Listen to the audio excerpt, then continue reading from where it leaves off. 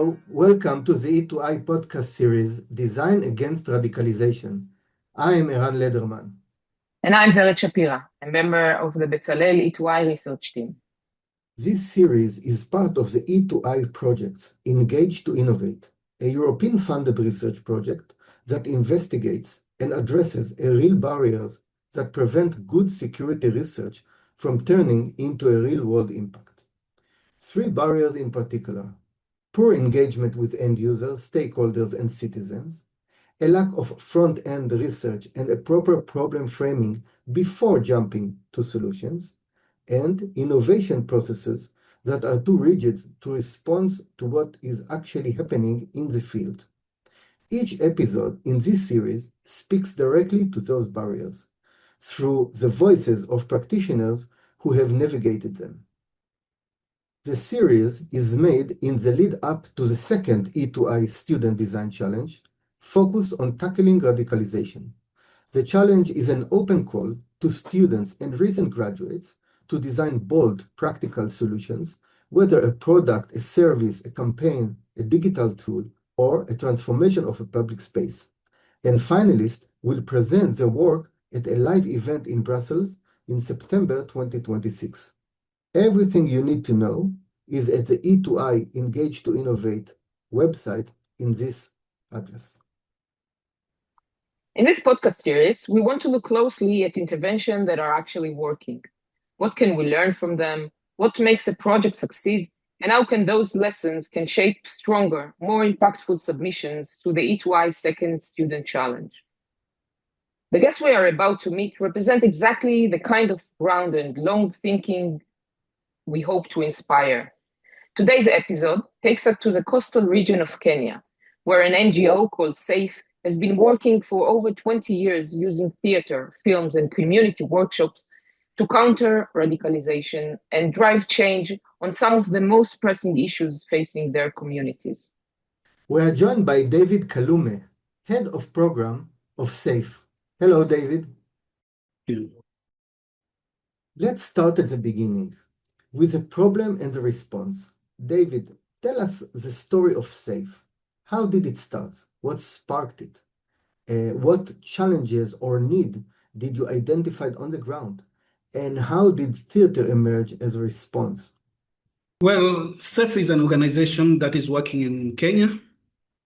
It's short form of Sponsored Arts for Education. So when you're saying Sponsored Arts for Education, that you are using arts to promote community education, well, it was started by a guy called Nick Redding. When he came at the start of the epidemic, that HIV epidemic, when he came to Kenya, she was to start a pediatric ward at Coast General Hospital. But after working for a few months, whatever he saw was that the community around there were having a problem knowing about what HIV is. So these are mothers that are having infected kids, and then themselves are infected, but they don't have any information on what HIV is. So what, as a thespian, what Nick did was that he saw that there is a need to give education.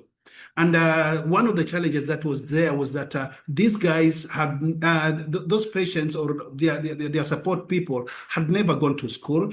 And if they have gone to school, they had limited knowledge. And we understand most of our doctors, whenever they're having a discussion with the community, they are using words that are not, let's say, compatible with the community.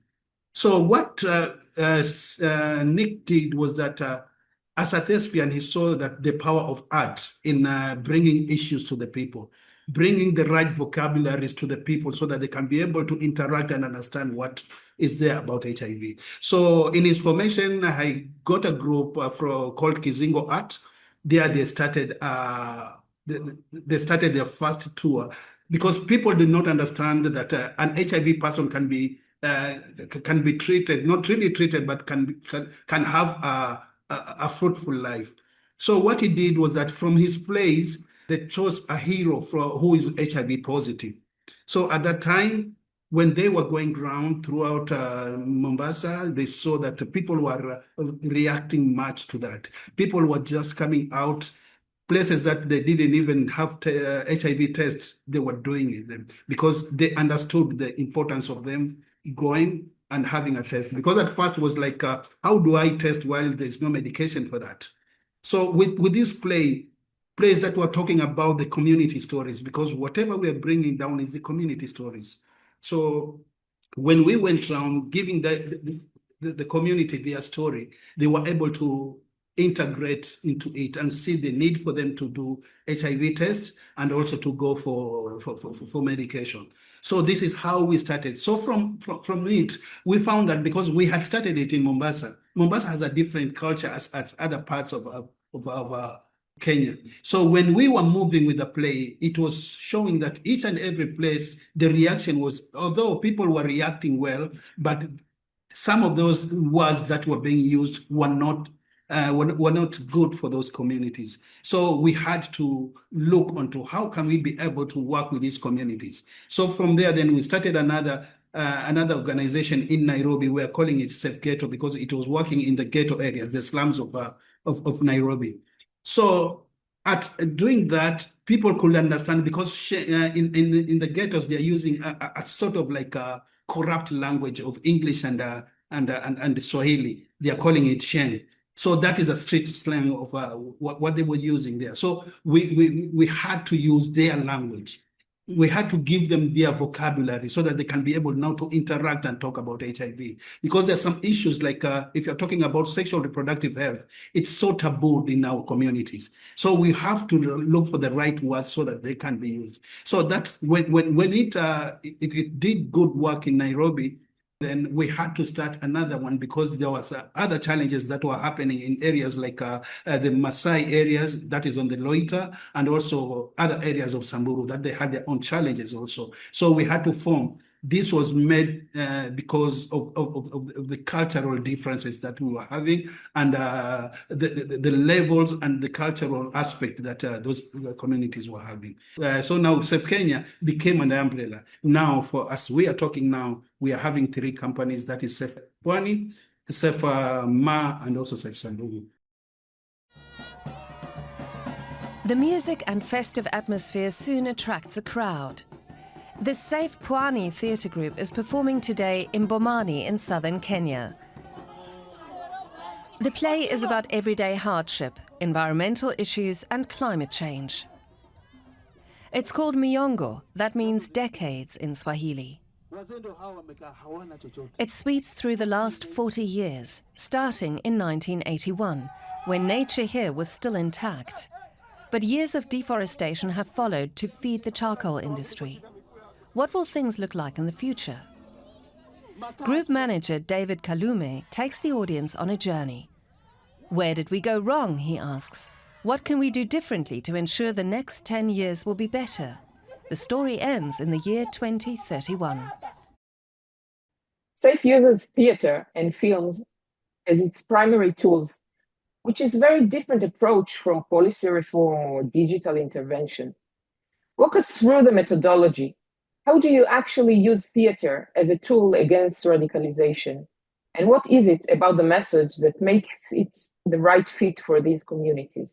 Well, we're using participatory theatre, and mostly we are doing, some of the times we are doing the theatre of the press, or we are using this sort of theatre, participatory theatre, in the sense that we want to get what the community is having. Because when we go down with the normal sort of theater, it's like we are going to that community with our solutions, which we thought in our case that it's quite so hard. There are some other topics that you can go with a solution because it's a fact. For example, if you're doing HIV and AIDS, you go there with facts. But sometimes if you're working with issues like the radicalization issues of, let's say, climate resilience, you need to understand what the community is talking. You need to also to engage the community in finding solutions. So, for example, if you're working with the radicalization issues, it's like you want to get let's say, the root of that problem. Where is this community vulnerable? You won't be able to get that if you go with the normal theater. So going with this, how we do it is like First of all, we are collecting stories before we start doing our play. We collect their stories. We go Which around. means that you come to the community way in advance, talk with them, talks with the people, understand the stories, and then you coming back with Yeah, that is the thing. ideas. So we're collecting their stories, but what we're collecting stories, what is happening, so that the people can be able to understand that this is our story. So when we do our play and we are giving that, we are calling it, we have points of interventions, so that when we are doing this play to them, we are making them to have a discussion, because there are some areas that they feel that we should come in and talk about it. Because it's like we are leaving gaps that we can be able now to get the community coming in to fill those. So that when we are doing that, the community now can be able to say, where is the problem? How is this problem being solved? And what is the best way to do it? Because these are communities who understand their place better than we. Though where some of us were living in the same areas, but it means that we sometimes we cannot get the real gist of it. So when we are with the community, sometimes we go there when we're doing that play on the stage, or sometimes we can also do a film on it, so that when we are having that day, we're having those discussions that people are saying, this is what we are supposed to be doing. So from there now, we understand where the problem is. Can we be able to go way forward? So after we do the screenings or we do the play with the communities, we are looking for, we choose for those influential people in the community. But when we're saying about influential people in the community, we are not meaning that those leaders alone, but there are those people who are just in the community as influencers. Most of the time it's like whenever they talk, could be the youth listen to them, could be when this woman talks, the women listen to them. So these are the people that we choose. We select people that have influence in this community. So we are having a workshop with them. So in these workshops, we talk into details now, finding what are the solutions that we can do, or what are the we are going to the details of that of the question of the issue in question. So after having such discussions with them, we are coming out with solutions. So the group now, we are coming with solutions. These solutions, like how, it's not about just a solution. How do we implement these solutions? So in finding the solution, then we are giving them those I say, responsibilities. That now, if we have talked that we have to educate the community, how do we do it? And who will be responsible for that? And then if you're talking about we need to go and let's say contact our leaders, then who is responsible to go and contact the leaders? So that we are forming a sort of like community-driven sort of a program that they go to the community. Everything is run by the community. What we do as S.A.F.E now, we are coming in to just for at intervals to see how was our agreement being followed. What are these assignments that we gave? Are they being followed? Have we reached to another peak? Are there some other challenges that have been formed? So from here now, we are engaging the community throughout the program, the program, to see how we can be able to, for them to implement their solution. So at the end of the day, it's like it's the community that has worked on these problems, and it's the community that has be able to give solutions, and it's the community that has been able to actualize those solutions. You have been facilitating this work for 2 decades. What happens on the ground when theater works? Is there a moment you can describe where you felt something really shift? There was a time that during the era of we are calling them Al-Shabaab, the insurgents of rebels in Somali. So they came in, and most of this was happening mostly in Mombasa. So in Mombasa, we had special places that we were calling them hotspots. One of them being, it was called Majengo. So Majengo was like every time there was this sectarian sort of like clashes. The Muslims were fighting the Christians. So what we did is like, how do we be able to mitigate, or how do we be able to work on these solutions? We had a play which was called Watatu, which by now we have made it as a movie. So in that movie, we went and looked for those, because most of these people who are notorious on that were much on the youth. So we had to look at where can we be able to get this youth and sit down, have a discussion with them. So what we did is like we called different, we went to different areas, calling the youth from different states. They come for the screenings. So they came and see what we are giving out. But at first, something to note was that those really affected people, those people whom we were looking for, didn't come at the first time. Those who came were those people who are working with NGOs. You know, these are people who are not at risk at all. So we had to look at a way of bringing them in. So one of those times they came in. When they were coming in, it was like they were ready to have a discussion. Not really a good discussion, but it's like, why are we telling us to support the government, which was not what we were telling them? And to them, it's like this government is for the kafir. It's not us for the Muslims. So to us, it's like we had to call them down and say, no, what we want to do is we want to do a screening to you, just check at what we're having, and then from there we have a discussion. After the screening now, we were engaging those guys on issues, on the issues that were on the film. You know, the best way of what we thought was very good about it was that we were not discussing about individual. We were talking about what the film says. And this film was talking about their story. So answering what the film says is like answering questions of their areas. So when we had a discussion with them, it's like we saw the anger that was in them. We saw their vulnerability that was in them. Some of them were thinking of like they are not part and parcel of the government, because they feel that this government is a Christian-based sort of like a government. So those discussion was touching much onto what is happening within those communities. We are moving that discussion from a sort of like accusation to a thing of solution finding.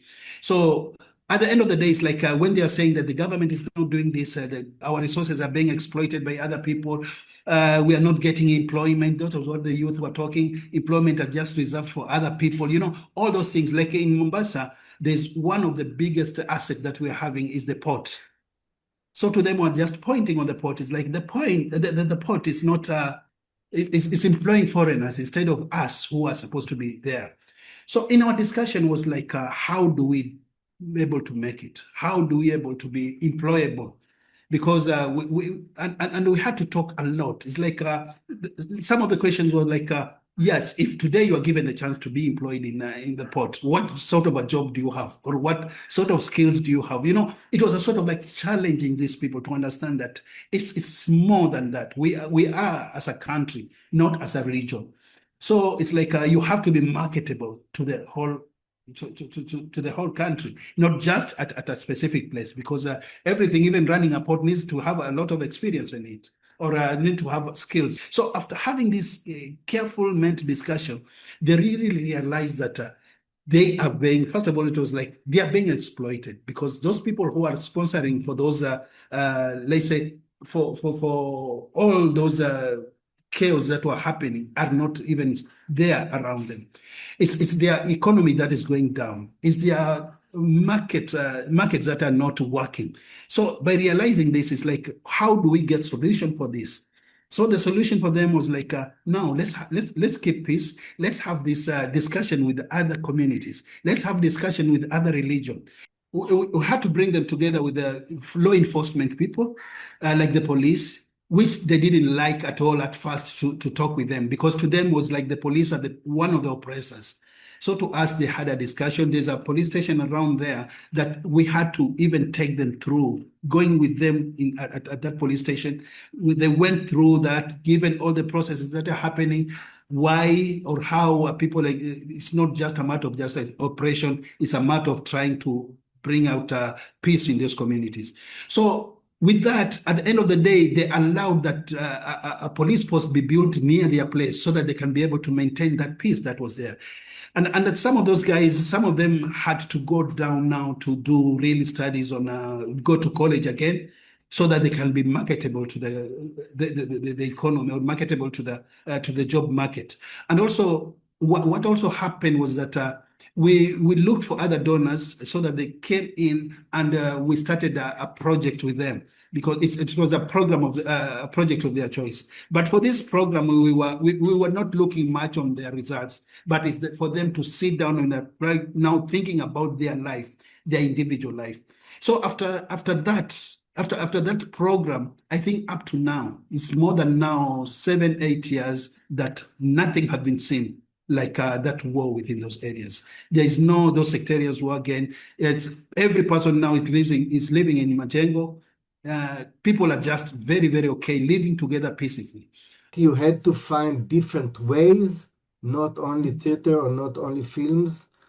How did you change or adjust your methods regards the new activities or challenges that you faced?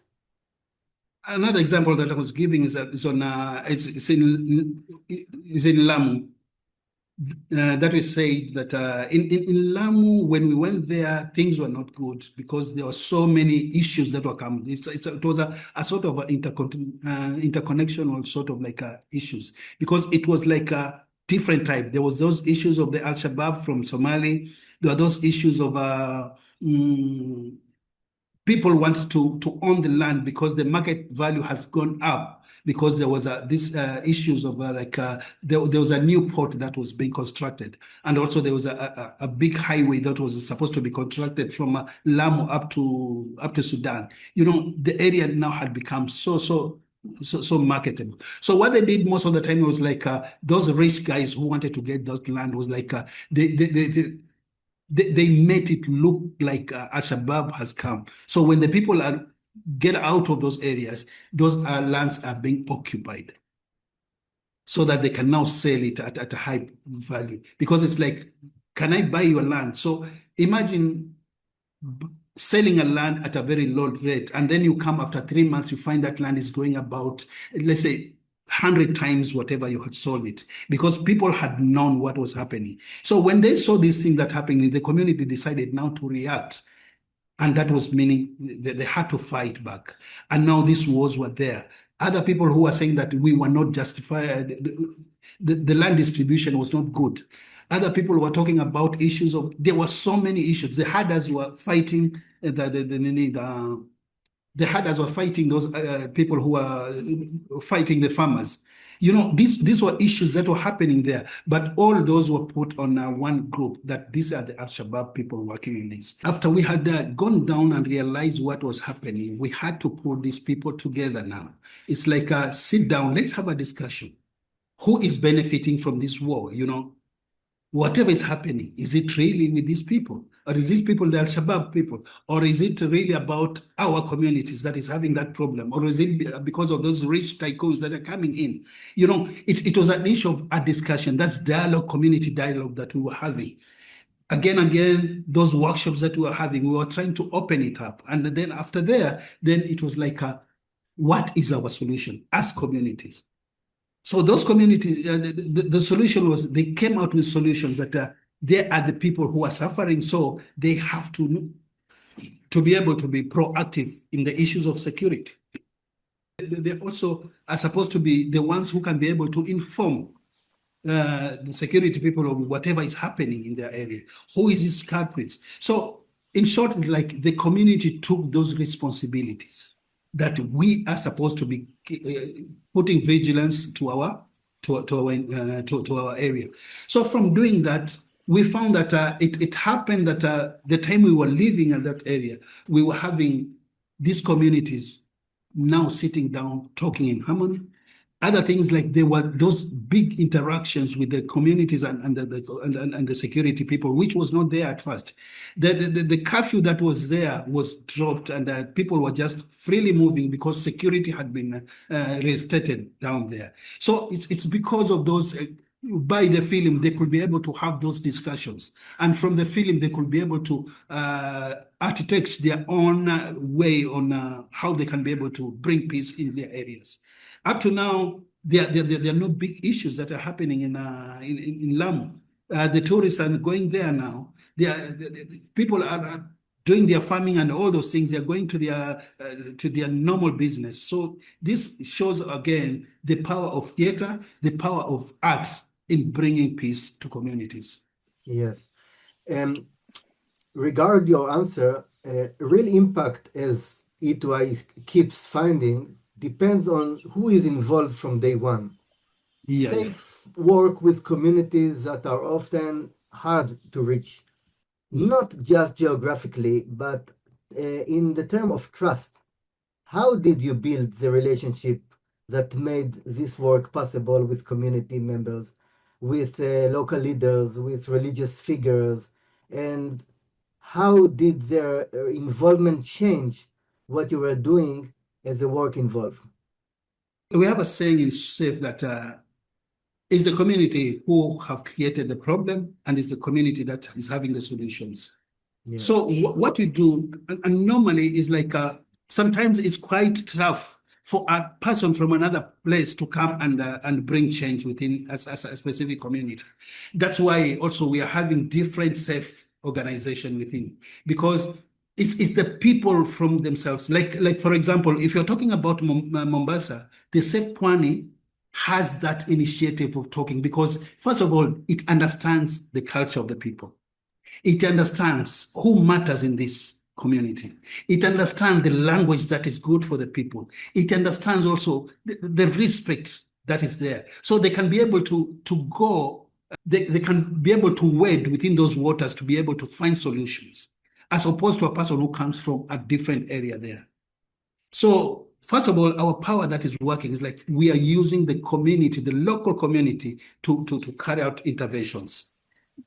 That is one of the power. Second thing is like for those leaders of S.A.F.E who are within those communities, it's easy for them to mobilize people. So we go to the leaders, because whatever we are doing, we have to put the leaders in focus. If we are talking about, we are supposed to be looking to the right stakeholders in those issues. Where do we get them? Could be from the administration. We are getting them through other NGOs, because we are doing a lot of collaboration. We are not just working alone, because working alone itself is quite not only expensive, but it's working in isolation. You'll never get those answers. So to us, it's like bringing the whole community with all those stakeholders together. If they are, let's say, the government, in Kenya, we have the local government and also the national government. We are making sure that these people come together. We are making sure the community leaders come together, so that whatever is derived from there, whatever solution that comes in there, they are there to support it. And if they have any issues, we talk it nicely at the first day.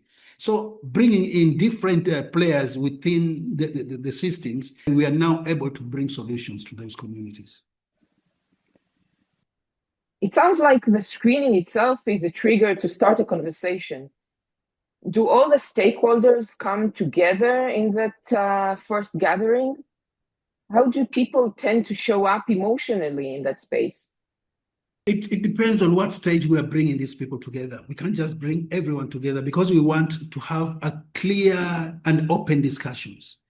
We're looking at the situation. For example, we cannot bring police when we are starting this discussion, because that will be a deterrent for them to talk.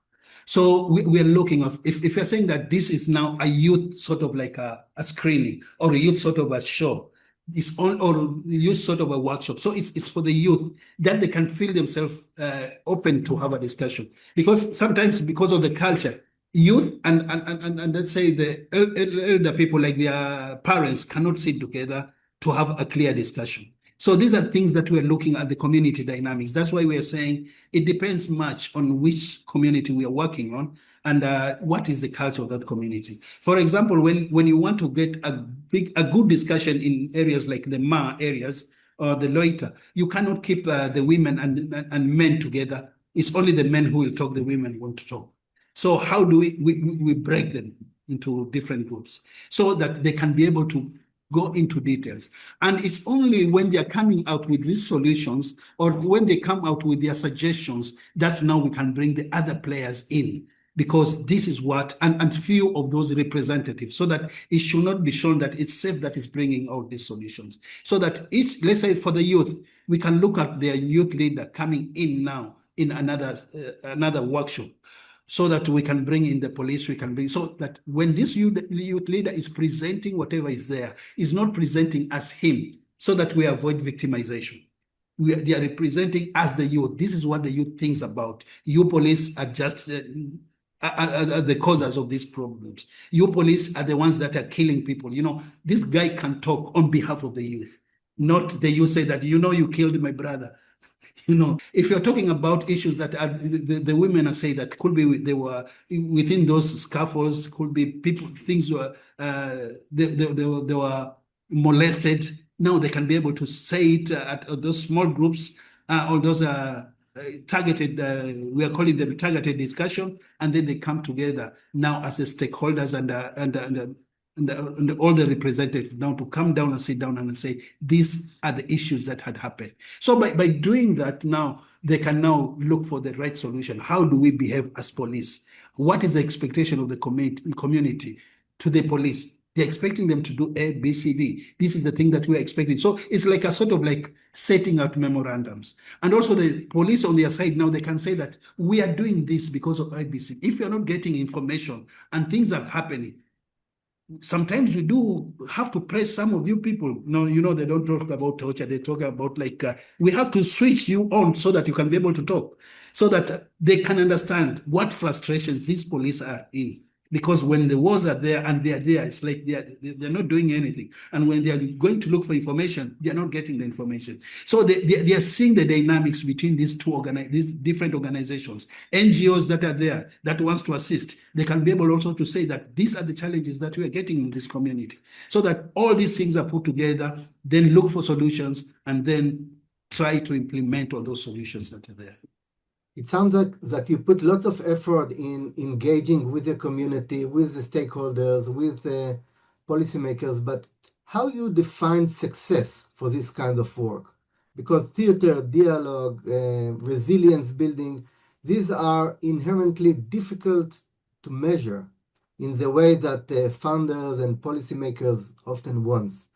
What indicators do you use? How do you know whether the intervention is making the difference? As an organization, we also have to look onto the impact of our programs. We have to see how do we define our success. First of all, the issue of information giving. Is this information sunk to the community? What we do sometimes is we do pre and post questionnaires, that before we start this program, people go around and ask questions. Issues of if it's issues of peace, if it's issues of all those issues that we want to tackle, so that when they go down, they are going to, we're getting the baseline, sort of like baseline data. Before we came in, before we carried the interventions, this was what the people were thinking about or were saying, or this is what these groups were talking with. Then after there, we're coming again to a place like after.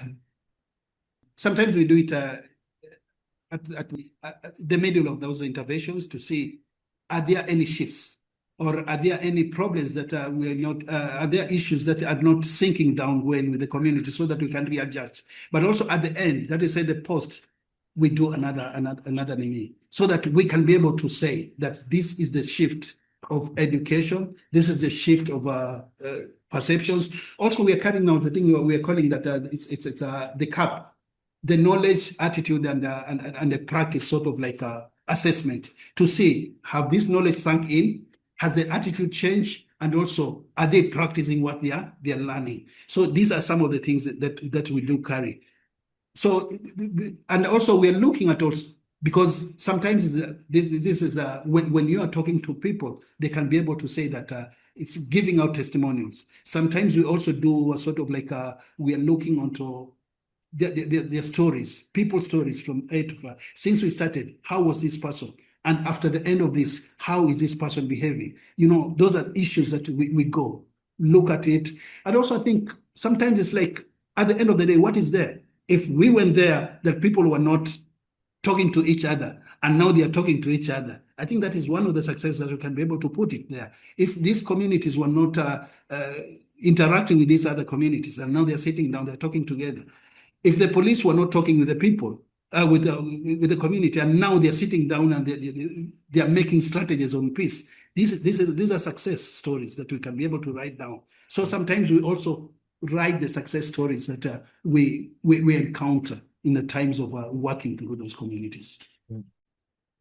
We will close with reflective questions. Looking back at over 2 decades of this work, what have you learned about what it actually takes to create a real lasting change in a community?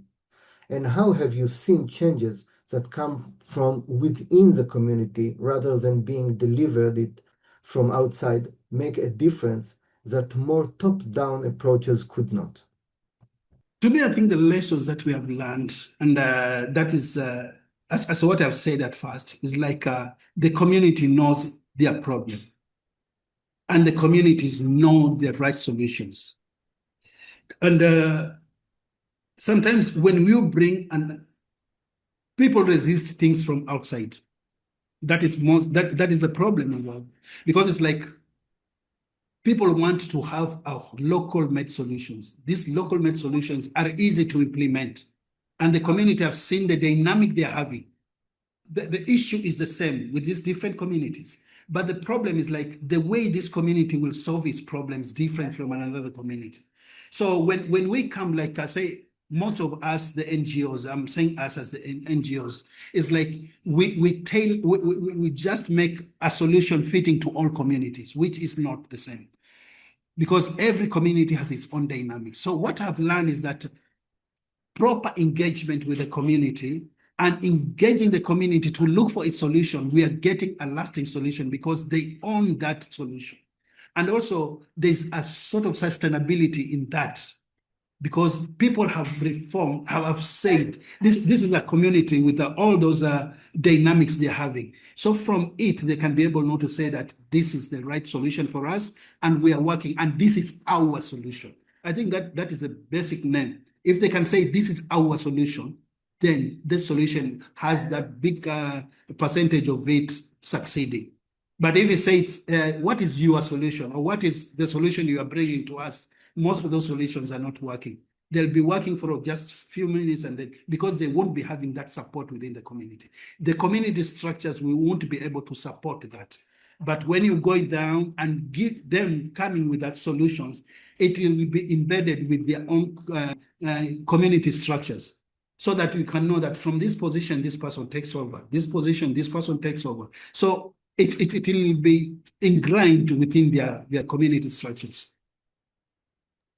Thank you very much. Thank you, David. The work of S.A.F.E has been doing is powerful reminder of what becomes possible when communities are trusted and when art and design are taken as tools for change, and when organizations is willing to listen deeply, truly deeply, adapt constantly, and let the community shape the response, and actually, as you say, take responsibility.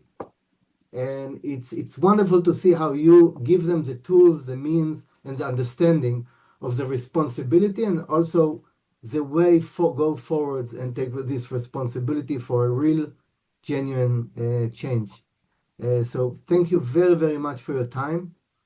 Thank you. Was very interesting and inspiring, and we hope that it will inspire the students that are coming to the E2i challenge. Thank you very much for your time.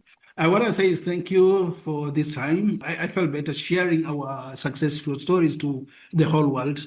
And I think it's a way that we can be able to say, to give a bit of an impact to the people and see how we can use theater. We people from the theater industry, I think we can give a contribution towards the, I say it's like the global peace. That's what I want to say. That. Thank you. And thank you very much, David. Have a good day. So Vered, what have we learned from this conversation? That was very inspiring. I think first of all, we learned that they do a very deep research and understanding of the community way in advance before they come. They understand the challenges of the specific communities that they are coming to work with. And maybe they map the super agents, the most important stakeholders or voices that should be heard during the sessions. Yes, and I think they did a great job understanding the community and what would actually work for them. What struck me the most was how deliberate they were about who is involved in each stage. Not everyone participates in the screening or at the early discussions. Some stakeholders are brought in later, specifically around building the solutions. I think that it all comes back to the deep understanding of the community they are working with. Another thing that was really inspiring is the understanding that they're looking for real impact, and the real impact come from bottom up and not from top down. The involvement and the engagement with the community and the variety of the people, if it's youth or the leaders or the elderly people, are involved in finding the solution and adopting the solution. I think this is part of the way they're going forward for genuine impact. Vera, thank you very much. Thank you. It was really inspiring and good conversation. Thank you very much. Thank you, Eran. Thank you all, and see you next time. For everyone listening, especially those considering the E2i Student Design Challenge, I hope this conversation has opened up new ways of thinking about what an intervention can look like and what it asks of the people designing it. You do not need to solve everything. You need to start with genuine curiosity about the people you are designing for and the courage to let what you find change your assumptions. The E2i Second Student Design Challenge is open now. The question is simple. How might we tackle radicalization in creative and impactful ways? The best projects will be invited to present at a live event at Brussels, September 2026. Registration is open. Head to the E2i engage2innovate.eu website for the full brief, to register, and to sign up for updates. You can also follow us through the social media. The links are on the website. Until the next time, thank you very much.